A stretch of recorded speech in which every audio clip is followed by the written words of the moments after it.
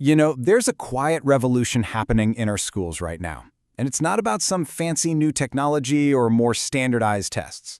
It's a really fundamental shift from focusing just on what students know to who they can become.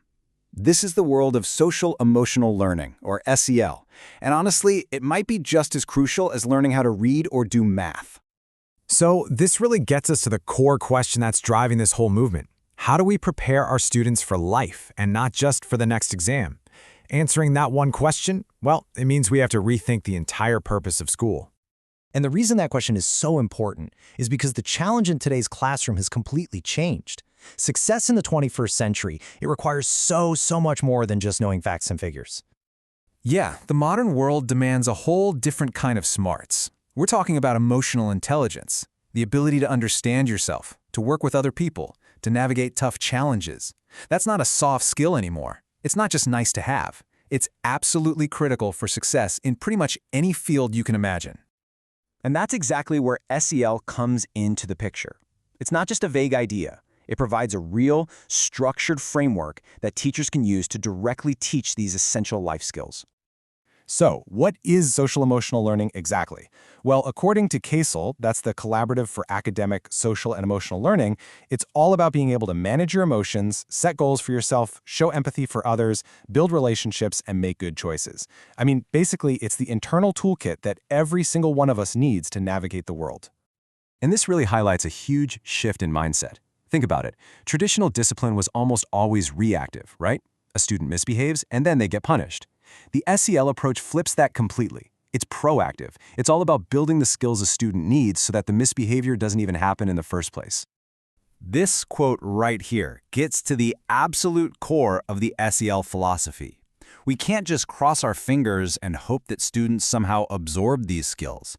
They have to be explicitly taught and practiced with the exact same focus and intention that we use to teach algebra or history.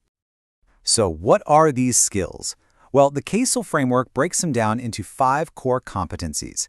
Let's walk through each one so you can see what this actually looks like in a classroom. First up is self-awareness. This is the foundation for everything else. It's the ability to just look inward and understand what's going on.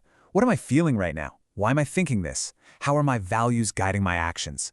Without this piece, everything else is just so much harder. So how in the world do you teach that? Well, a really simple but powerful strategy is something called an emotion check-in. A teacher might start the day just by asking students to point to a chart, like an emotion thermometer, to show how they're feeling. It totally normalizes talking about emotions and helps kids build a vocabulary for their own inner world. Okay, so once you're aware of what you're feeling, what's next? That brings us to self-management. This is all about taking that awareness and then using it to actively regulate your responses. It's the skill that helps you stay calm when you're under pressure or stay focused on a goal even when you're getting frustrated. A fantastic classroom strategy for this is the calm down corner. Now, this is not a timeout spot for punishment. It's a designated space with tools like breathing guides or stress balls, and a student can choose to go there to get their emotions in check. And then they can rejoin the class, ready to learn. It's about empowerment, not punishment. All right, the third skill shifts our focus from inward to outward. We're talking about social awareness. This is really all about empathy, the ability to understand and appreciate what other people are going through, especially people whose lives and experiences are really different from our own. So to build this skill, teachers will use perspective-taking activities. This could be something like role-playing a conflict from everybody's different point of view, or reading books that expose students to diverse cultures, and then asking them to, literally walk a mile in someone else's shoes. So, from understanding others, we naturally move on to, interacting with them. Relationship skills are all about communication, cooperation, and resolving conflicts. How do we actually build and keep up positive connections with people? This is where collaborative learning structures are so cool. Instead of just saying, okay, work in a group, teachers will assign and even rotate specific roles, like a facilitator or a timekeeper or a note-taker. This explicitly teaches students how to work together in a way that's productive and respectful. And finally, the fifth skill ties it all together. Responsible decision-making. This is the ability to make constructive choices by thinking about ethics, about safety, and about the consequences of our actions, not just for us, but for everyone around us. A great way to practice this is by discussing ethical dilemmas. A teacher might bring up a tricky scenario about, say, cheating on a test or online bullying, and then guide students through a structured way of thinking through all the possible outcomes of the different choices they could make.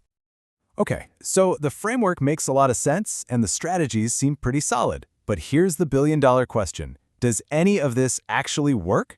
Let's take a look at the data. Well, the results are pretty compelling. Research has shown that schools that really implement these SEL programs report a huge drop in disciplinary incidents. We're talking as much as 46%. It turns out, when you give students the tools to manage their emotions and solve problems, they just don't act out as much. And get this, it's not just about behavior. The benefits spill right over into academics. Classrooms that integrate SEL see academic achievement that is, on average, 25% higher than classrooms that don't.